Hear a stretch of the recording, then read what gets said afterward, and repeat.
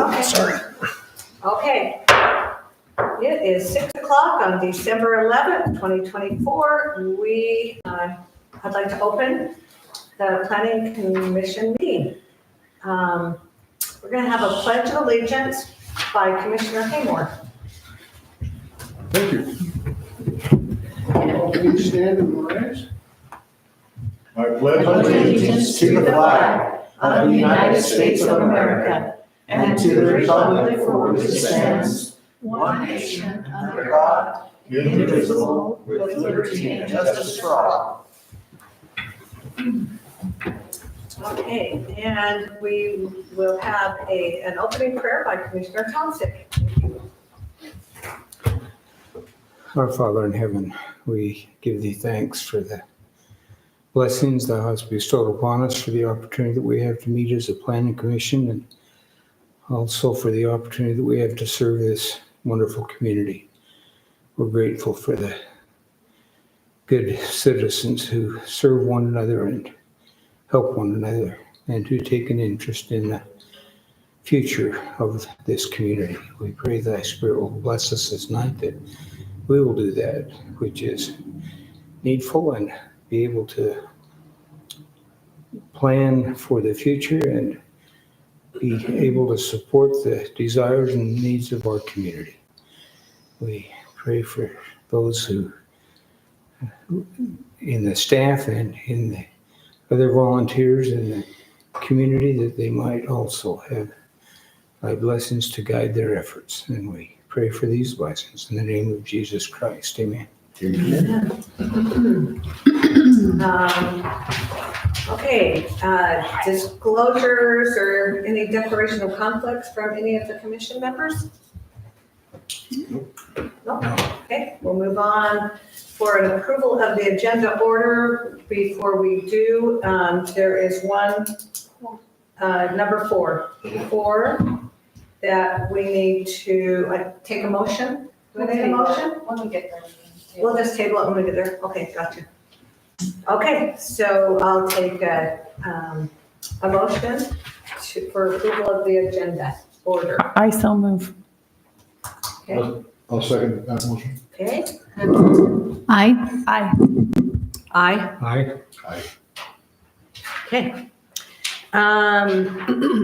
Did everyone have a chance to look over the minutes from last month? The minutes of the meeting? Yes. Does anyone have any questions? If not, I'll take a motion on it. I move that we approve the minutes from the November 13th. Second. Commission meeting. Oh, Okay, and a vote. aye. Aye. Abstain. Aye. He's not here. Okay. All right. I really don't have anything to report on. Any commissioners have anything? I have a short report. Okay. I just want to disclose that Jerry Eves requested to meet with me individually, and I did. And he just wanted to hear if I had ideas to help with his proposal that's on the table tonight. And I reviewed it in more detail, and we can talk about it more during the agenda. Okay, that'd be great. Okay, Emily, you're up. Okay. Besides what's on the agenda tonight, I'll just give you an overview of what I've been working on the planning side of things. I have a couple ordinance drafts under review.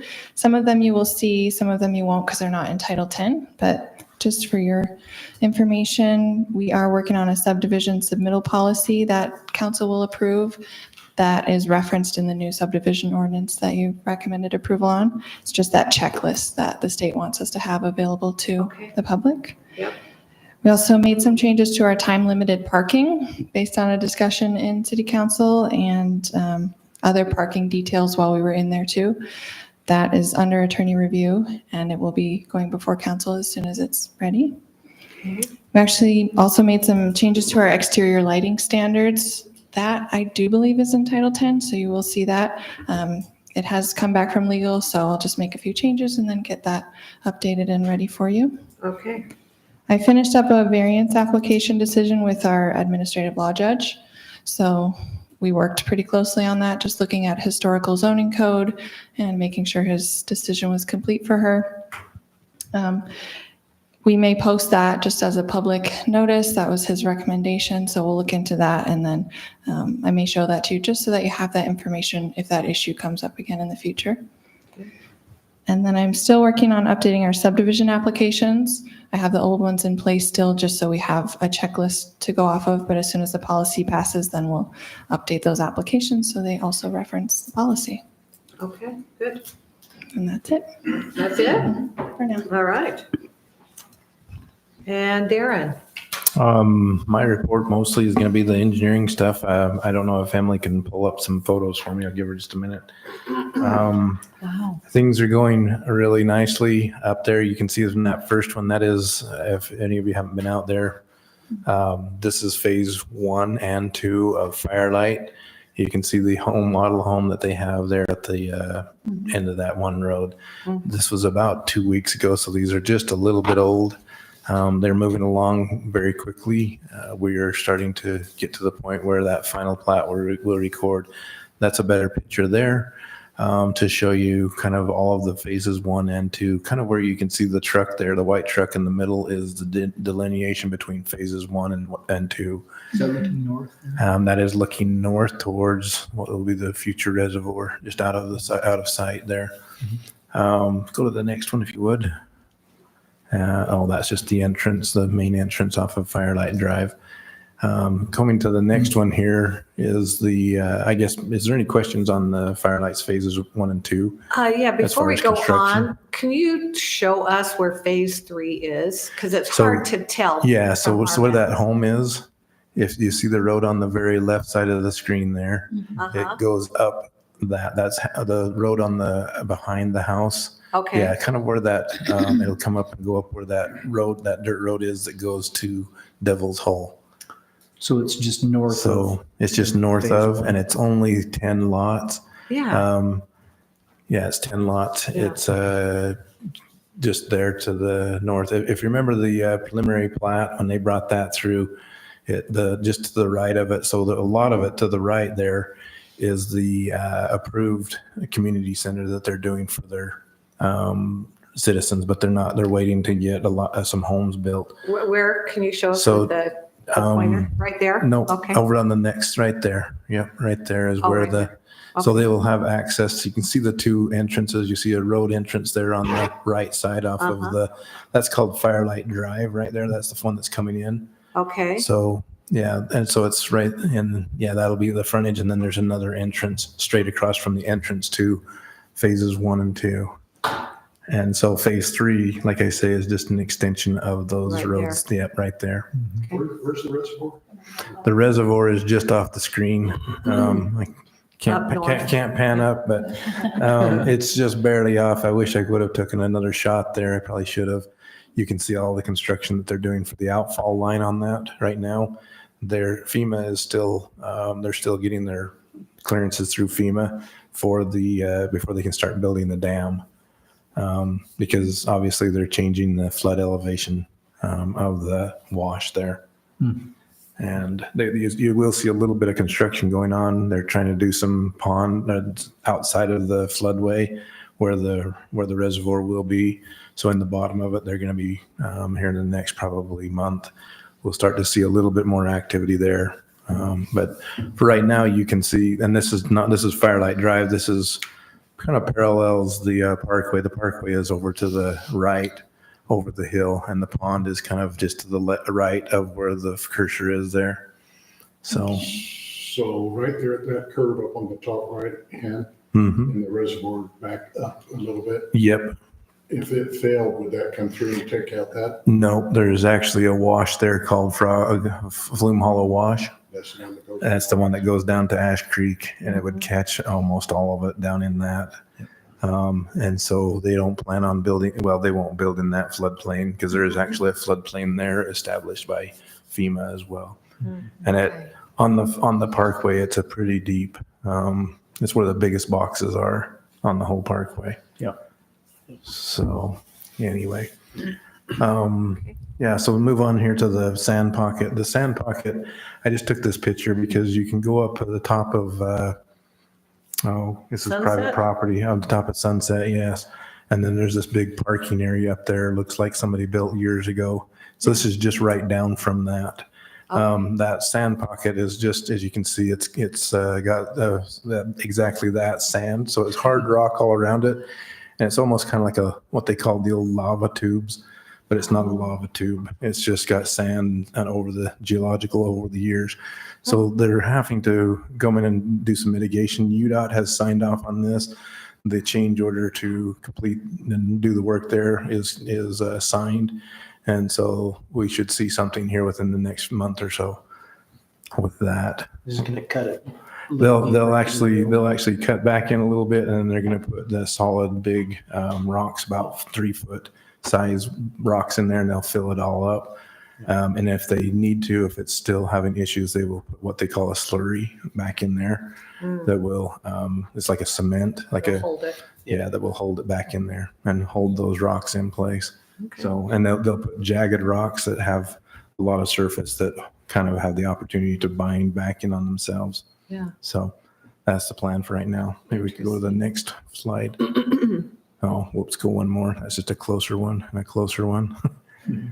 So coming down to the final cut here, you can see essentially this, like I said, this was about 2 weeks ago. You can see that they've pretty much finished the work on that south slope. That's just waiting now on right now. There's actually a power pole up on top that's the culprit. It's holding us back right now. So we are working with UDOT, Rocky Mountain Power, to take that power pole over. So if you go to the next slide, I believe it shows the power pole on the south. Let's go, keep going one more. You can see it, but it's You can hard. see it there. That's the pole that needs to go. One more time. Yeah, those poles over there. Go one more time. I think, yeah, right there. So that's on the top of the south slope. You can see the mailboxes right there. Those poles will go away. There's actually TDS communications on that smaller pole. The bigger pole has Rocky Mountain Power, but they both go across the cut there, and they connect on the same pole on the other side. I think the next slide has the pole on the other side. Yeah. So you can see that's the single pole that needs to come down. Wow. So if you look over there to the right, you'll see Choya Creek entrance, where they just did the turn lanes to help improve the traffic control through there and kind of stripe things better. They will actually be coming out of a power vault that's right there and going up to the entrance to the cemetery. We're working with the landowners there to come back up through that and hook back into those power poles that go through through that property, and connect that in.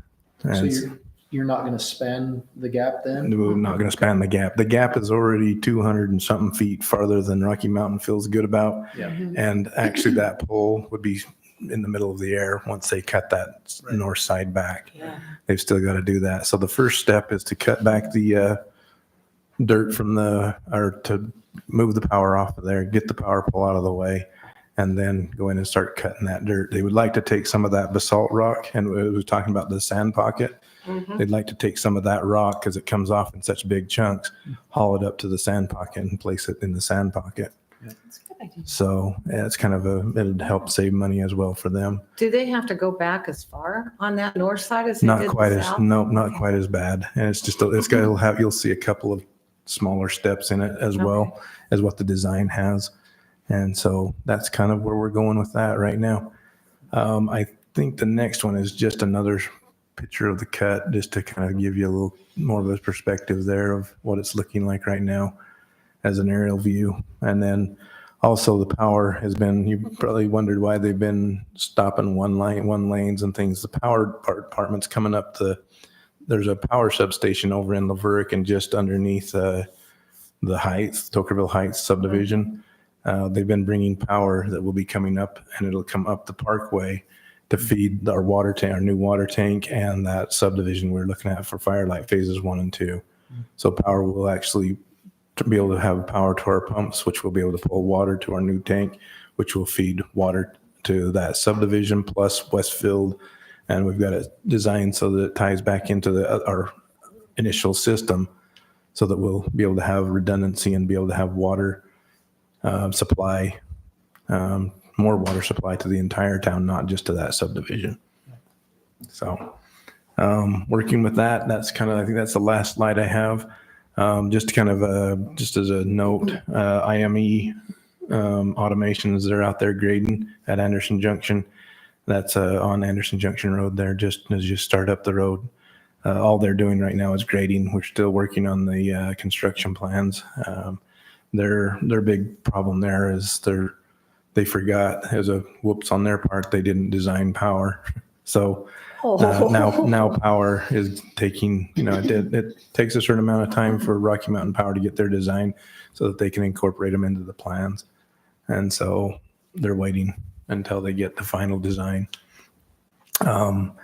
The Boulder Ridge subdivision, they've started moving dirt on that. They're going to be quite a while. I think they'll be, I don't know, the owner is here tonight. He can tell you time frames if they know, but it'll be a while that they'll be digging.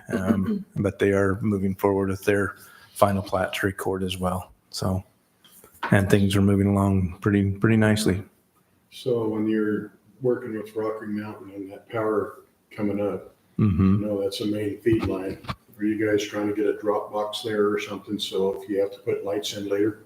Yeah, so they are putting on the tops of those vaults. They actually have a place where they could actually put a street light if they need. So so you'll see on those concrete boxes that are off to the side of the parkway, you'll see you'll on some of those when they get those power pulled in and through it, you're going to see like a green box on top of those, and they'll be able to put a power or a light base there and put a street lights there. Traffic light. Yeah, it won't be a traffic light; it'll be a street light. Yeah, traffic lights are a whole different animal. Okay. So they require berries pretty deep and different things. They require the UDOT owns the property where they sit. There's a lot of different aspects to that, and then they try to get them so that they have the micro conduits in there so they can put fiber optics so that they talk between the one that will be out here, the one that's at Laverick and different things like that, so that the traffic continues to flow. So do we will there be traffic lights? Not on the initially, parkway? not initially. Yeah, and when traffic demands require it, then that'll require it. The reason that they're putting one out at the Sapp Brothers Travel Center is because the traffic study showed that they needed to have them. And also the actual owner said, hey, we're going to have trucks coming out of here and trying to turn left across traffic. And the speed limit probably will reduce there from 60 miles an hour to probably, I don't know exactly what it will. It's whatever that traffic study warrants that they come down to. Yeah. So, yep.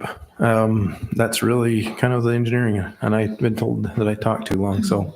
And the stoplight that you were just talking about, are they starting that? I mean, they The got what? approval, right? The From Rocky Mountain stoplight? Power, the stoplight by Sapp Brothers? Yeah, so they're in the final stages. They're still getting all of the design done and UDOT's. It's going to actually be a UDOT light, not a city light. Right. And so UDOT will have they'll govern that. They'll maintain it. They pay for the power for it. They do everything there because it's in their right of way. But so the developer has been working with UDOT to get everything, and I would say I hate to give you a date because it's been a year that they've been working on it. The one that they did over in Hurricane in front of that new one, the Ace Hardware. Yeah, thank you. That took over a year and a half to get everything done, and it just takes time to get through Wow. the special departments of UDOT, and as well as getting things back and forth from the Well, and engineers. Sapp Brothers isn't going to be up and running for another year anyway, right? Almost. Probably, Yeah. yeah, roughly. They've got a lot to do still. Yeah. They are moving fast as far as getting what they have approval for, but we'll see how everything goes there. And there again, it's their time frame, not ours. So, Right. but But it's contingent upon that stoplight being in yes, place. so yeah, so the city council let the developer start out without that being finalized. So they've been moving along, getting it all graded out and starting to put buildings up. They Yeah. put water lines there. Because one of the contingent, or one of the reasons they need to have, to start doing the building permits, they need to have water protect or fire protection. They didn't have fire hydrants near the buildings and where they needed yet because it's a brand new road. So Right. they've had to bring those things in as well as some other utilities there on the new frontage road. I guess if you call it that, we call it 1700 North, I believe, is the actual number. So we can call it 1700 North because that's really what it is, not the new frontage road Yeah. or the new old Highway 91. Yeah. New So, old. The Yeah. new old. Yeah. Yeah, 1700 North. You'll see on the sign that says 1700 North. Okay. Yeah. Okay. Okay, Great. Thanks, Darren. thank you guys. Okay, okay, let's move on to our business items. Business item E1, discussion and possible recommendation on ordinance 2024.XX, amending and restating Title 10, Chapter 2, Section 1 of the Tokerville City Code to modify the definition for building height and establish definitions for the preliminary and final administrative land use authority. So, Emily. Yep. So a while ago, it came into conversation with engineering and the building inspector that our building height definition is kind of complicated. Looking at that for reviewing building permits and things like that, we just wanted to see if we couldn't simplify it so it was easier for the review process and for inspections and things to make sure that it was correct. I did some research on other municipalities, and some of them were just as complicated, if not more. But some of them were pretty simple, Hurricane, Laverkin, and Washington. And because we were trying to simplify it, I kind of based ours off of Washington cities, which was the simplest, and just said that it was measured from the finished floor elevation of the first floor, it's not the basement, but the first floor, to the highest point of the roof. And that would exclude chimneys, vents, antennas, and other similar rooftop structures. So one thing that was pointed out during attorney review that you should be aware of, though, is on sort of like this, but on lots where there's kind of tiered pads that could, and maybe if on the other side of the street they're not tiered at all, then those houses on that side would be significantly taller. Oh, yeah. It's always going to be a little taller because usually they go kind of from the average grade. So that's just something to be aware of. If you don't want it to be that simple, then we could look into taking that into account. I don't know if Kayla, if you have any more. Right, I'll just piggyback off that. So I think there's two options here. We can adopt this simpler definition that bases the building height off the finished floor elevation, goes to the highest point of the roof, which seems pretty straightforward. But the only drawback that I see with that is we're not taking into account the grade, right? So like Emily said, we could have buildings that are significantly taller or significantly shorter. So I think it's a decision for the commission, and I mean, one alternative option is we could just simplify our existing definition, which does try to take into account this grade issue. Just simplify it a bit. I think that's plenty doable. Or if commission wants to do away with it, I think that's the potential shortfall I see. But like Emily said, there's kind of two approaches to building height. I think our maximum building height in residential, I'll try to pull it up, is 35 feet. So it's never going to be higher than that. But that, will depend on the grade. So I guess maybe one thing that I would just add is you always take into account that basement floor, walkout basements. I think more for engineering than the building height. The building height is definitely, and where it's measured is definitely important. I think just our biggest thing and I've talked with the attorney as well, is that we want to have the finished floor of that first floor to be above the back of curb. We want it to be at least 6 inches above the back of curb, if curb exists. And now we've got some roads where it doesn't exist. So in that case, it would just default to the asphalt, center line of the asphalt, 6 inches above that. Now, sometimes when you have a steep grade on a road, you'll have a scenario where, and what we've just been doing by practice, or not necessarily even policy, is that if you have like a steep, like an 8% grade on a road and you've got a house in there, between the elevation of the curb here and here could be 4 feet. Yeah. When it gets across the top of that deal. So we just said the middle of the house needs to be 6 inches above the curb. And then, you know, you would have the lower part of that house could go a little bit lower than the curb. But I think that's super important. What Kayla is saying there is that there might be the better scenario is to go from that natural grade.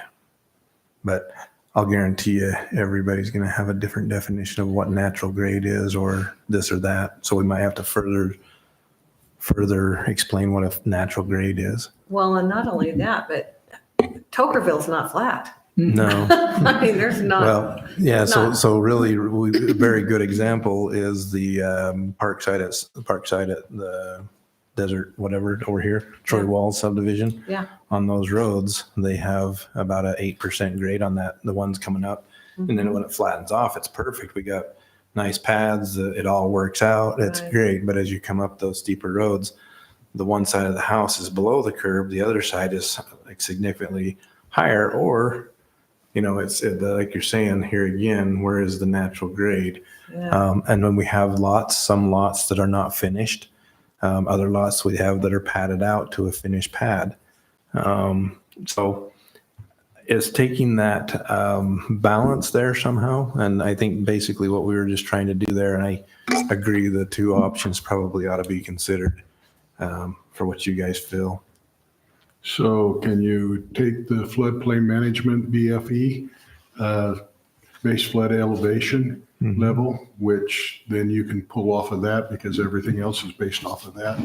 And then as you say, daylight basement has to be 50% opening. So we do that when we're close to any type of a river or a stream right now. But like I say, up on Firelight, there's no base flood elevation. There's no water courses up there. Right. Those types of things. So to reference it to a base flood elevation would be a little bit of a, It's not relevant. it's just not relevant to some things, where it is very relevant to anybody that's down in Choya Creek, per se, or Shangri-La. Those areas that's building down in those areas definitely has and we already do that. We, that if it's a walkout basement, it has to be above that base flood elevation at the point where it's being, and we'll make them do the floodplain development permits and all the things that they have to do there, as well as an elevation certificate. So that's kind of as a different thing. I think this is more for a general rule of, there's always going to be a special exception here and there. Yeah. That this gives us a baseline to go, yep, this is where we need to be measuring from. And I really like the natural grade, but if the natural grade on a lot is 15 feet below the back of curb, then it doesn't really work in that scenario. So, because they've got to build that pad up somehow before it'll be up to the flood or the floor plan, or the base, or the finished floor of the first floor. Like I said, another option is to, if we like the idea of taking into account, we can simply revise what was previously used. I think there's ways we can simplify it and just make it a lot more streamlined. So we could take that approach too. Yeah.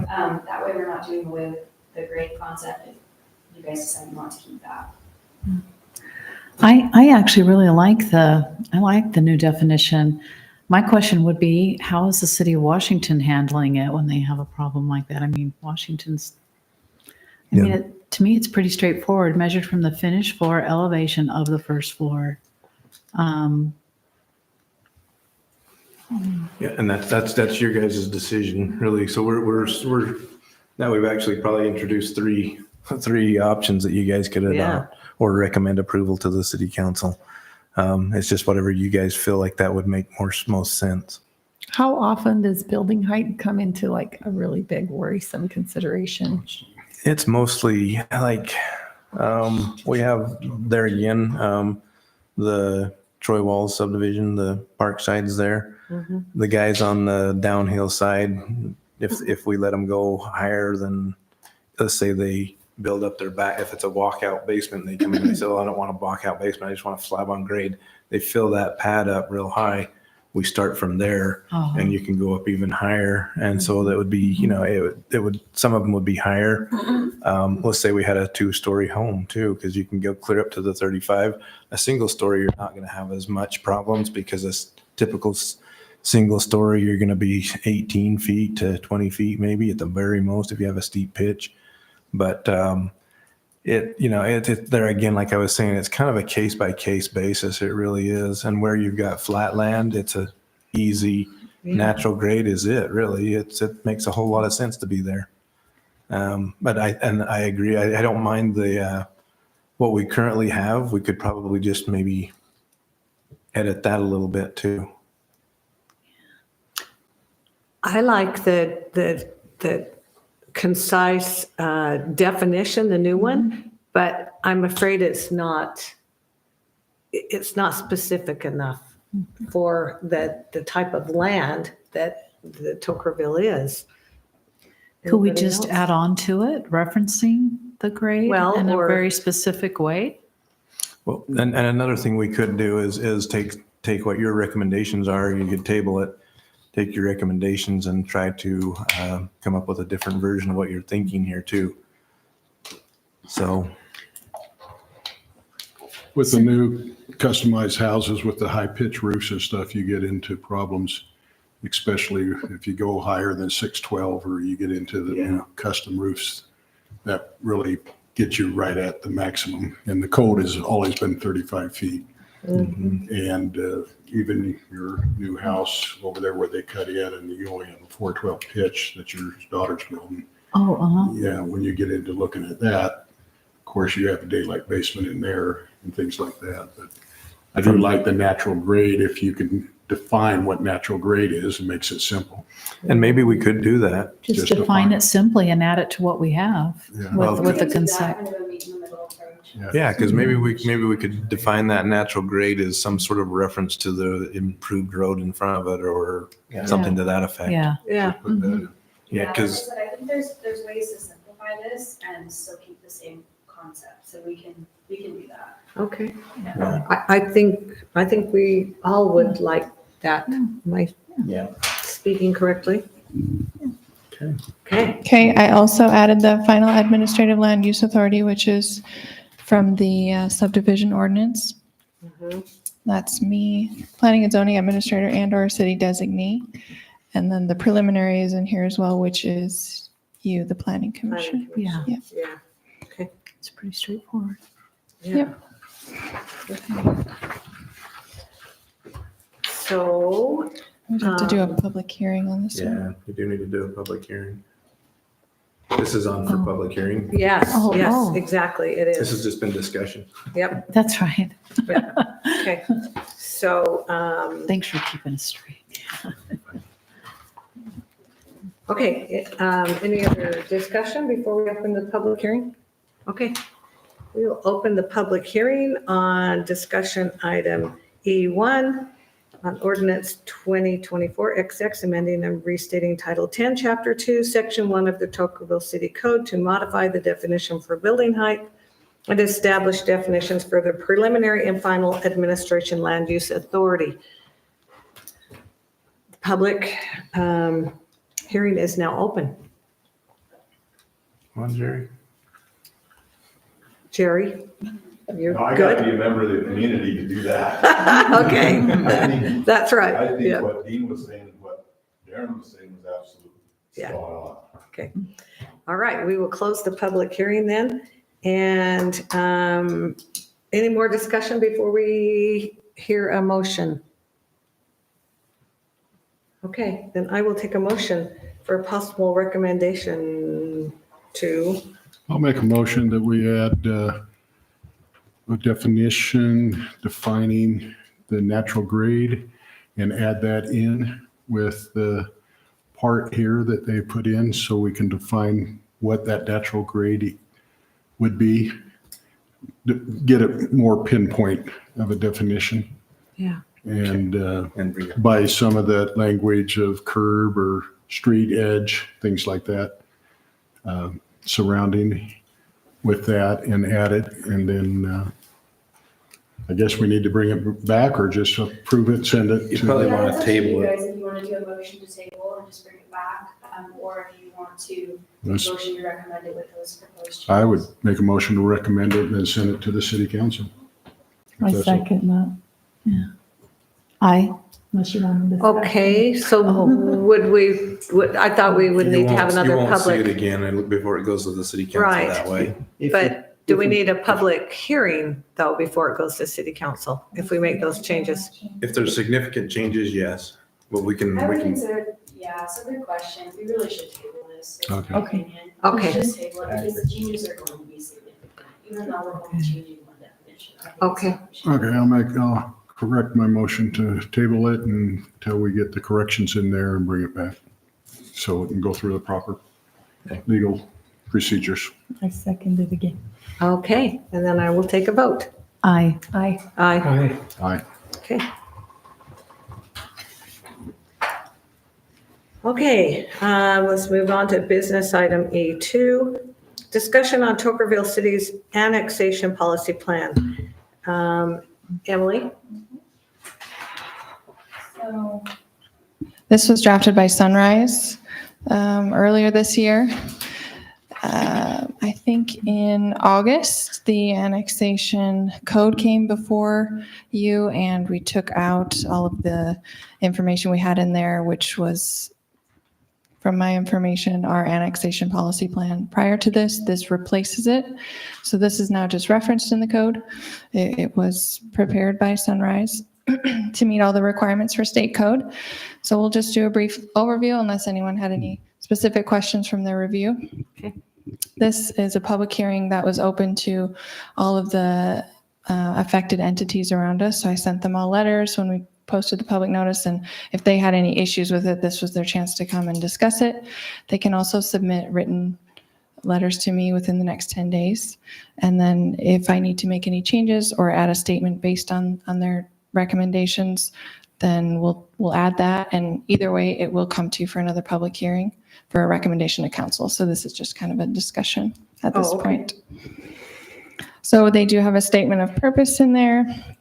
I'm going to read off of here because I can't read on there, which just tells us that it's here to identify what areas could possibly eventually become a part of Tokerville City.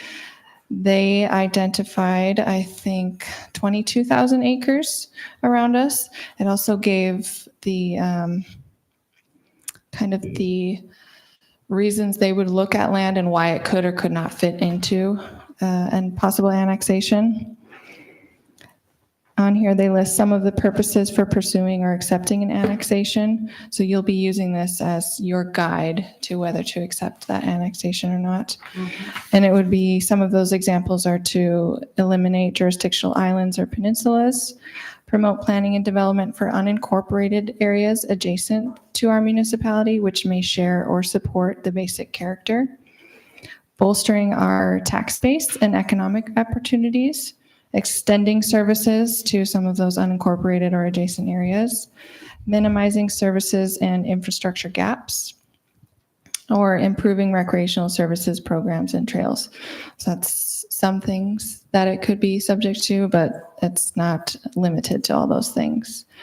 It gives some general information and background on Tokerville as a city, when it was incorporated, and the areas surrounding us, right? So we're primarily bounded by unincorporated public lands, as well as the town of Leeds to the west and the city of La Verkin to the southeast.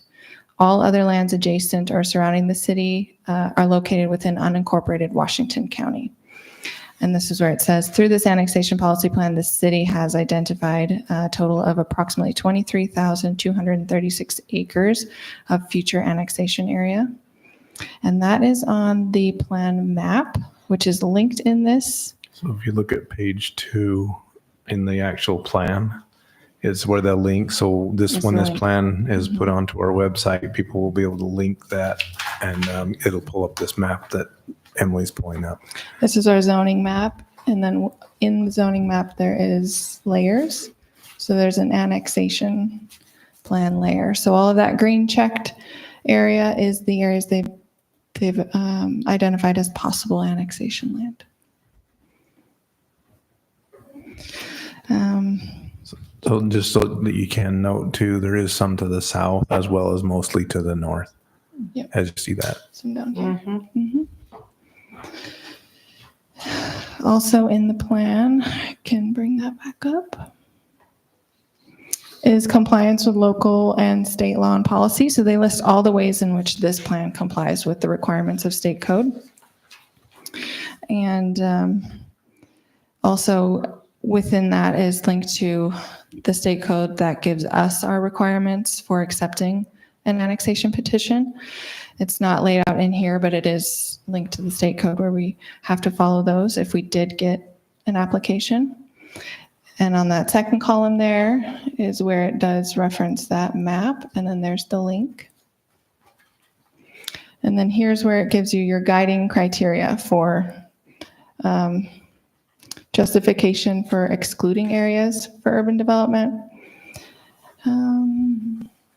The reason why they have some excluded is because they're already incorporated into other municipalities. So that was the only justification they came up with. These are the guiding criteria that you would use to decide whether or not to grant the petition. So we look at the character of the community, and if it matches with that, the need for municipal services in those developed or undeveloped and unincorporated areas, our plans for the extension of municipal services, and financing those municipal services. It does go into details about the developers in those areas and how they would have to front the cost for most of those.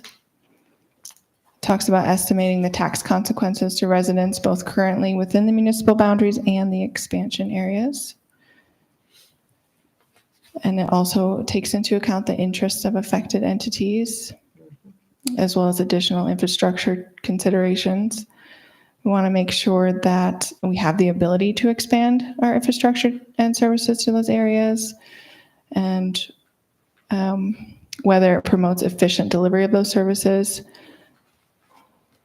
as well as population growth projections and additional studies as needed. So it talks about those people needing to do traffic studies or possibly geological studies, things like that, to make sure that that still would fit within our plan.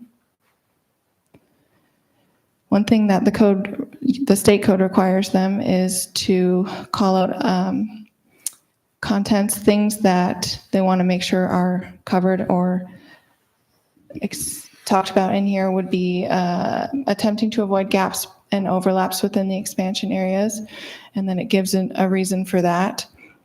Population growth projections, here's where it talks about most of our growth being on the perimeter and in that master plan development, and how Washington County is pretty filled in. So it is probably going to spread out to this area, which is why we may need kind of those surrounding areas. And then it briefly goes into the review process, but like I said, most of that is in the state code and the petition that they have to file with us. It talks in detail here about your role for zoning designation. The way our code is written now, anything that's annexed in is automatically MU20 unless they say on their application they want it to be something else. And then it's your decision to decide if within that area that zoning is appropriate. So any questions or anything to add, Kayla? No, I think you covered most of it. Essentially, this fund is just required by statute, so each of the headings that you see in here satisfy some portion of the statute. And this fund's required to move forward with annexing land. So we reviewed it to make sure it complies with, or includes each of the components required by statute. I had a question on page 3. It talks about police protection, but we don't have full-time police. But is that in there so that as the city grows and we get? Well, we have So we do contracts with the Well, police, we so they do. would fall Okay. under those True. at this Yeah, time. true, Yeah, but not our own. Yeah. right. Yeah, and eventually, yes, we would have, as if it would get bigger. Right. Okay. And then I had a question about on the last page on 6, it says the zoning designation approval or denial. It's talking about the city council, but it does have to go through the planning commission first. It Correct. does. Right. It's a land use, yes. Okay, Anything that's land use comes through you guys. that was the only questions I had. Okay. Nobody showed up to comment, but you could still open the public hearing just to make sure. Okay, ready? Anyone want to discuss anything before we open the public hearing? I just need to disclose that I have MU 20 land zone, 43 acres. So I just want to know that. Okay. All right. So we will open the public hearing on the annexation policy plan. Public hearing is now open. No questions, okay? Public hearing is now closed. And this was just a discussion item, so we don't have to make a decision on it. So one question, Emily, that 23,000 acres that they show and everything else, how many property owners are within that 23,000 acres? And do we send notices to those property owners or We just? do. We would, do, yes. To all the affected entities. Okay, that's, Who would typically initiate the annexation? Does that come from? Is a property Oh, owner. that's your No, a Correct. property owner. Property Just it's like a zone change. The city doesn't initiate a zone change. The property owners do that. Mhm. Same thing with the, if anybody wanted, if they had outside of the city, they would come to the city and initiate the application through the city, and then we'd go through this process. I just want to make sure that, everybody has equal opportunity to, Yep. you know. There's, to tell you the truth, up there to the north, there's essentially there's a handful of small private property owners, but most of that is Forest Service, BLM. Those are the affected entities for the most part. Do we have to notify, or we don't have to notify them unless we annex and go through the procedures? Exactly. So We did have to notify them of this, though. if we want to do anything, we want to get the land from them. Yeah. As far as the Forest Service, I doubt we're really gonna have many applications from the Forest Service to come into Tokerville City. Right. But there are private owners, property owners that touch us that possibly would want to. And it goes through that. The plan is very well written, I believe. It's got a lot of checks and balances of traffic reports, geological reports, infrastructure, those types of things to see, if it's viable. Yeah. So, I read through the whole thing today and I really liked it. I think it's well done. You also want the Forest Service to own land around you, so if there's a forest fire and it's on their land, they pay for it. yeah, You want to make sure that fire gets over. get over there. Okay. Any other discussion? Okay, we're going to move on. Business item E3, discussion and possible recommendation on a land use ordinance text amendment application submitted by Desert Sands Development and Jerry Eves. Okay, Yeah. Emily. As a reminder, this is the application that Desert Sands Development submitted to request adding multifamily dwellings as a permitted use in the BMP zone, which is what their property is currently zoned in this area. So we went through kind of the other municipalities and what they offer in similar zones, and none of them had high density residential. Some of them did in their planned commercial, which we do have as a zoned, but it's not an allowed use in there at this time. This is another layer on our zoning map that shows the general plan. And so in that area, you see it's red for commercial. The gray here is master plan, which is where Firelight is, MPDO. and Yeah. PDO, which they do have some of that up there. And then the orange there is that neighborhood commercial, which is commercial mixed with residential. Nothing is high density housing at the moment because we don't have any multiple family, but we do have that zone available. Nothing's just been changed to it yet. I do also have an exhibit from the Firelight Residential Planning, and they have these areas identified there, which do have low, medium, and high density. So you can see this yellow one. It's kind of the higher density. The light blue, here's the medium density. And then the normal residential, these blue, that's the low density. So I was just asked to show other areas where we may have that as an option. And right now, this would be it for high density housing. Okay, great. Thank you. Mhm. Okay. Any ideas? Commissioners? If Well, I may, I- please. Yeah. Oh, Thanks. Oh, you can keep that. Thanks. Jerry Eves, representing the Boulder Ridge project and also this text amendment.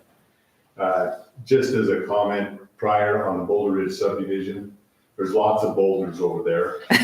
And it will take, we expect anywhere from 6 to 8 months before we have our asphalt done and the infrastructure done.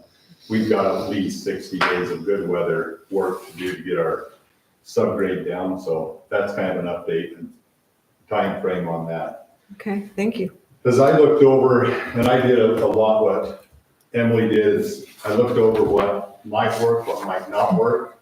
And I come back to the text amendment, 2 reasons. Number one, by putting it as a conditional use in the BMP zone, it will limit your affordable housing type recommendation or higher density affordable housing, workforce housing, however the state defines it at that time, in a commercial zone. It's not going to be in amongst a residential neighborhood or even when I say residential, I think you've got some lots here in town 1/4 acre, but most of them are 1/2 acre or more. Keep them into a commercial zone. It will act as a buffer behind that in the text amendment. I can throw out all kinds of reasons I don't like it, but I feel like for Tocqueville, for this situation, it works good. I can't use Hurricane or Washington or St. George because there are so many commercial zones, both along I-15, along the old Highway 89, along the State Street, Tabernacle, other places, and then out in the industrial park that do have the multi-layering where we'll have, the Washington Parkway exit where we have commercial, then we have some high density, then we have some really high density workforce housing, then it goes over to the residential. And they've got that different ways through Washington, Middleton, St. George. And total build out in Tocqueville is, the annexation plan, they say 22,000 acres, but you're really about 2,000 acres of private ground that's going to be developed. The rest of it, I look at it as liability ground. Like Dean was saying, you want the forest fire to be over on BLM or Park Service, National Park or National Forest. That being said, I think that it fits. With the acquisition, when I was here 13 years ago, I had a proposal for commercial and some residential right there on the 34 acres that borders the freeway. And the town at that time said, you know what, that's our only commercial intersection. We want to have commercial there. So granted, that works. Since that time, we expanded our commercial there on the south side with the RV park and the Sapp Brothers. Also, whatever the Conservancy District ends up being on the east side of that, I acquired the additional 80 acres for that adjacent to my 34 and have 34 acres of that available for the residential, the workforce housing. So I would, I'm here again, before it was tabled, I would like to get a vote on a text amendment allowing the 12 units per acre as a conditional use in the BMP zone. One other item being, I went back and looked at our traffic study we had done, and The traffic was studied for an additional 540 residential units on that 34 acres when we did it. And also took into consideration the additional traffic that might come from Solera that's in the county. So our roads and our traffic control does take into consideration the safety and the demographics, and also the turning radiuses to handle the trucking and the residences. And that has been, is available with the city. And I'm sure there's going to be more opposition to it or concerns, but that was one of, health, safety, welfare is a big one. And we did consider that as we were putting this together. Okay, So I thanks, got- Jerry. Okay, discussion. I got a chance to study it out a little bit more this past week, or this past couple weeks. And so as a real estate agent, when we talk about like increased traffic and safety and all that, what we do is we just say for every household, so say a townhome or a condominium, there's 2 cars per household. So you take that many units and you multiply it times 2, and that's what you get for increased traffic. But I'm not a professional traffic like person, right? That's just what we do quickly as realtors. But anyway, also just the fact that Firelight, we already have a plan in place for townhomes and that type of housing here in Tocqueville. So my question is, why do we need that additional there, especially since it isn't zoned for it? That's my, I kind of want to ask you guys what you think about that. That was my question. So the first thing, to answer Firelight's question, that's not workforce housing. You look at their So? price points and their high density. Yeah, but the overall city plan though, the overall general plan doesn't necessarily include workforce housing. So just worst case scenario, I put this on the back burner for 3 years. Yeah. You build up 322 more rooftops, and I sell this to a developer, and they come in here with the state of Utah mandating workforce housing, and you get 4-story buildings like you got in Washington. But I mean, that's a possibility that as you guys, you don't want that to happen. That's what happens to cities that aren't prepared. I'm just gonna chime in here and voice the procedural concerns I have as far as whether this is the process to accomplish this. So one main concern I have is, this is area that's currently designated as commercial. Residential housing is not contemplated in commercial. And your ordinances specifically require that your general plan and your zoning ordinance conform with one another. Right. I mean, they have to match, right? Right. So the issue here is I see a problem with approving this without amending the general plan, if that makes sense. As to whether, commissioning council wants to decide to make this policy decision to allow for residential housing, I think that's a decision you guys have to make. But in terms of the process, I don't know that we can get there through a text amendment alone. I think we need to amend the general plan. Because the issue I see is general plan and the zoning ordinance currently don't, this wouldn't be allowed. Yeah. that was my exact concern too, and only you just said it better than I.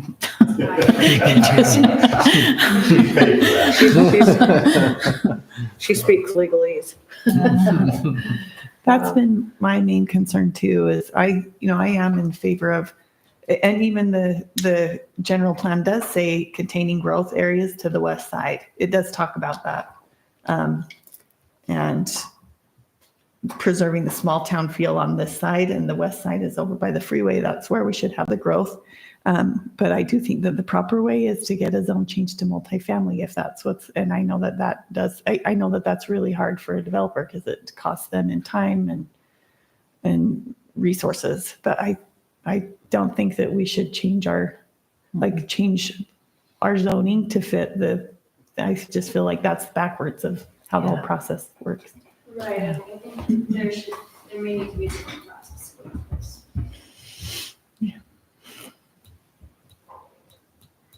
Dean? I would have to agree with legal counsel. I think we need to go through the proper process that is set up in our ordinance and the codes and in the state law and go through that. Besides the question if it's needed or not needed, I'm not going to get into that. Besides the question of density of 12 units, yes, I don't like the stacked units over here. I think, but it's a new generation that's happening that they're forcing on us. I don't like the affordability costs of not having affordable housing or workforce housing. But I think we need to have the applicant go back through the proper procedures and go through it and not do a text. I think that's throwing a Hail Mary out there, and we're open for liability and everything else. And it opens us up for other developers that decides they want to change their commercial. And there's a reason it was commercial and industrial zoned. There's a reason why we have that in place. And there's a place and a reason for everything to fit. And that's my feelings. I think that we should not approve this or accept it, that it should go through the proper procedures and send it back. Okay. Anyone else want to comment? Any more discussion? Just one really quick, just for your guys' the history on what we've done here is we met with Jerry and went through just kind of the same things, went through different scenarios of what would constitute, because we kind of started trying to go down that rezone of that. We also knew that there was the possibility of doing a, to be able to do the general plan amendment. But at that point in time, we were in the middle of switching attorneys, things such as that. And so we didn't have their input until just within the last probably half a month to a month. Yeah. And so it's good that we have that on, or it wouldn't have possibly came to where it is right now. So in essence, Jerry had the opportunity to make an application, because it is, anybody has the opportunity to make an application in our city to try to change a zone or whatever.